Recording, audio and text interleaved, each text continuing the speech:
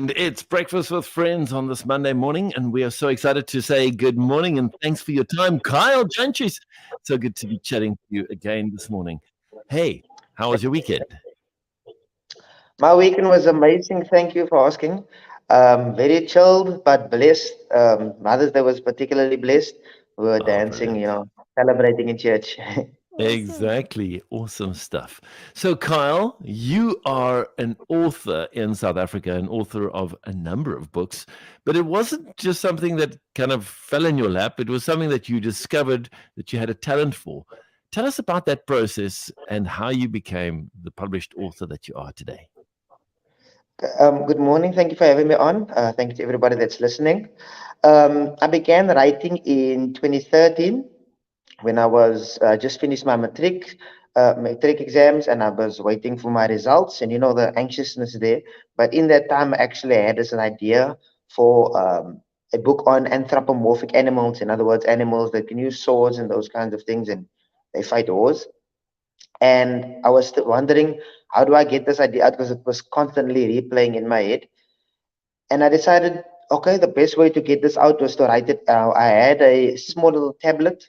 They called it a Momo. I got that for being valedictorian of the year. So I used the Momo and I began just typing out my book. And I typed it out in about in a month, I think it was. And while typing it, I realized, oh, I'm actually pretty good at this, and I'm really enjoying it. And then I felt, okay, let me keep doing this. So I wrote the book out.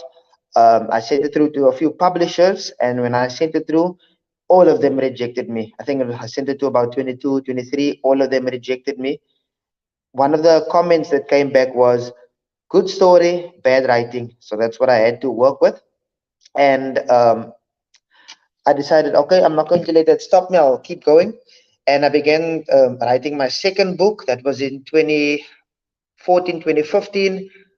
The same thing happened again. 22, 23 plus publishers rejected me.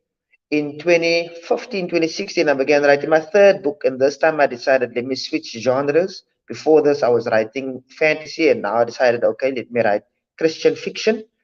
When I wrote it, that was a bit longer to write because it's not really my genre. I think that book took me 6 months to write. I wrote the book, edited, sent it through to publishers. Again, all of them rejected me. In 2018 was when I began writing my debut book, and I began writing that book the same way I did all the other books. And halfway through, I realized there's something very, very wrong with what I'm writing, and I decided, okay, let me, learn some things about the writing because I haven't been doing a lot of research. And I watched a video called "The Power of Planning," and one thing that they taught me in that video was, if you're going to build a skyscraper, you need a blueprint. But if you're going to build a shack, you don't need any blueprint. And that was something that really opened up my mind. And I deleted everything that I wrote, began writing, um, began planning the book out, every scene, every chapter, what goes in, what goes out, who the main characters are. And in 2019, I sent that book again out.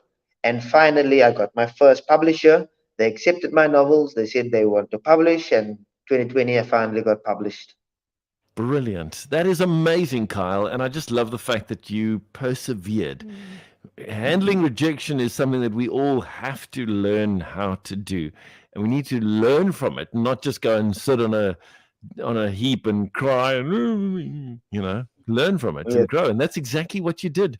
I loved what you said there about if you want to build a skyscraper, you have to have a blueprint, you have to have a plan, you also have to have deep foundations.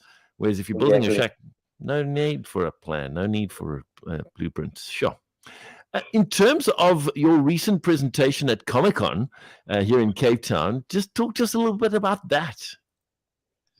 Well, I have this, I believe that reading, especially reading fantasy, is important for innovation. I've seen, for example, I'm a teacher. When you teach children, I teach them mathematics. If you tell them, uh, what what is 3x minus 2 is equal to 5, solve for x, they'll be able to do it. But as soon as you put a storyline to it, they won't be able to answer anything because they don't have the ability to read with understanding. And I believe reading fantasy is especially important for your imagination And that's what I spoke about. I believe if you're going to read fantasy, it's going to build your imagination. Not just people love fantasy, they love Lord of the Rings, they love Game of Thrones, they love Pirates of the Caribbean, they love all types of fantasy, but they don't love to read fantasy. And I think that's where a problem is, because once you read fantasy, it forces you to use your imagination. So if you build your imagination in that way, from imagination stems innovation, and from innovation stems entrepreneurship. And I believe that's something that we really need to push. So at Comic Con, I was speaking about, I think the government can really support fantasy writers in South Africa, trying to get more fantasy novels out there, trying to get it into the schools, because if you look at the current prescribed reading in schools, it's really boring. The children get bored very quickly. I believe the government should push more for fantasy prescribed writing in the schools, so that the children get to build their imagination, so that when they eventually want to go into jobs, when they want to create things, they have that imagination. One example that I used was gaming.